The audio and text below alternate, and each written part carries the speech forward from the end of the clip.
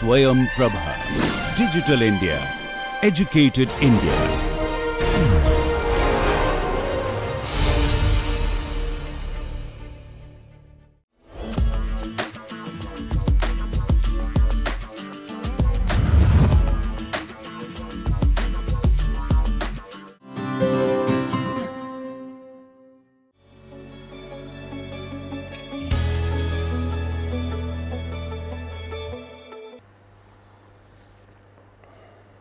So, let us look at user participant mapping. So, we will try to understand who are the user participants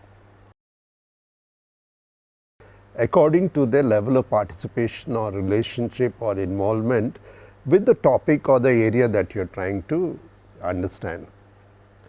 It could be an organization, service, product, media, environment, right? And let us take for example hospital. So, we've kind of classified according to primary users, secondary users, tertiary users and quaternary users. Okay, and you will see that if you look at primary users, it could be the patient, doctor or the nurse. The secondary users could be the visitors, hospitality staff, the technical staff. Tertiary users could be the security personnel, maintenance staff or the catering staff. Quaternary users are the ones who are not so connected, okay, but they are also part of it, like the medicine suppliers, the taxi or the auto services. So, you see we have kind of made levels of the users according to their level of participation. So, primary, secondary, tertiary and quaternary. So, if you can identify this, you kind of look at the world of the users with respect to your topic. Now, this exercise, do we do it individually or in groups? It can be done both ways. And of course, it is always more effective is sit in groups with different backgrounds and opinions. Yeah, the participant mapping can be done with your colleagues. How does it help? Okay, so, what primarily it does is that it shows the relationship between the different users and the level of participation in your topic, right. The ones who are primary are very important, secondary next of importance, tertiary next in importance and the quaternary is the next in importance. And if you map all this, okay, you will understand who do you need to talk to, who do you need to understand, that is the part that you will do while conducting primary research. So, this becomes a very good case of understanding your user segments and trying to map the relationships. Yeah, and it is also known as the stakeholder mapping, all the stakeholders involved within your topic. So, let us look at the steps in mapping. You draw the main topic in the center and identify all the users that need to participate, you can note them down. Then you draw concentric circles. The first level, the second level, the third level, right. And you can divide the circle into sections showing different environments, we will show it how to do it. And you put the users in the different levels. And then you can actually find relationship between the different users and see how they are interconnected with each other. Okay, so, these are the steps. Draw the topic in the center, identify the users that need to participate, draw the circles, divide the circles according to environment, place the users in appropriate levels and find their relationships. So, let us look at it through an example.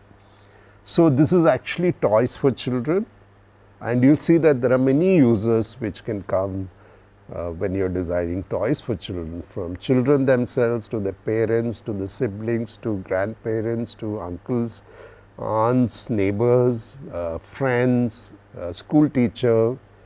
Yeah, so, the topic was actually the same topic, toys for children. Okay. So, what we have done is that there are two environments we have looked at, home environment and the outside environment. So, if you look at the home environment, you will see that the children are here, parents are with them, the child, siblings are over there, and then you have relatives, grandparents and neighbors, right. So, the levels start differing. On this side again you have once connected with you, the doctor, the babysitter, the teacher, friends, caretaker, right? And then you have the toy maker, the salesperson where you go and buy it, maybe the R&D person who's behind the toy itself, and so on and so forth. Okay, and yeah, at the outer level, you have, for example, people who recycle toys. So you've divided it according to two environments and drawn these circles, and you put the users according to the level of participation within this. Yeah, so you can see that that's the primary level, that's the secondary level, and the tertiary level, and you can actually interconnect the relationships, right? For example, the child is very much connected with, for example, friends, and yeah, and it's actually the toy maker who has to do R&D, and then have a salesperson who will sell it. The caretaker is connected to the child, and that could be connected to the grandparents. So you find this relationship between the participants. Okay, so this gives you a worldview of the users connected with the subject that you're trying to solve. Very simple, isn't it? So make it more interesting, you can use colors. So you can see the relationship very nicely. And you'll see that the darkest portion is the most important portion. And the arrows shows the relationship between the different users. Let's look at another example. This is service design for a bank outlet. It's been divided into two categories, from a customer's point of view and the bank personal point of view, two environments. The bright one is the primary level, then followed by secondary level and tertiary level. So let's look at it. The primary level, for example, is the customer. Secondary level for the customer is his relatives and colleagues. And for the bank, if there's a person with difficulty with seeing, would be an user that they have to take care of. So is the customer who cannot read and write, right? Whether it should be in the tertiary level or secondary level, one can debate and decide on it. But at the tertiary level is the person who comes to collect and recycle forms and things like that. The interior designer for the bank is important. Once in a while they have to come and make things all right within the center. The repair or the maintenance person is also very important. Okay, so this is from the customer's point of view, right? And then you look at it from the bank point of view. Okay, so you have the cashier, the service person, the manager, the forex person. Yeah, these are all different categories within the branch itself. You also have support systems, the security and the people who move things from one place to another.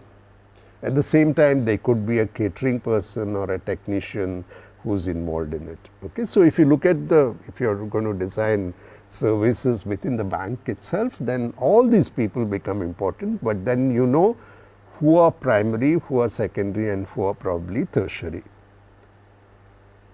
This is another example by Diksha. She has managed to map out the relationships. Her topic was second-hand clothes, how to make use of him. So she was actually doing a service design for second-hand clothes, and she has mapped out the primary users, the environments which they need to go to. Okay, and if you look at the outer level, it's R&D team, so on and so forth. Okay, recycling. So this becomes a mapping in which you know who are the most important users, very pertinent to your topic. Let's sum it up. So how does it help?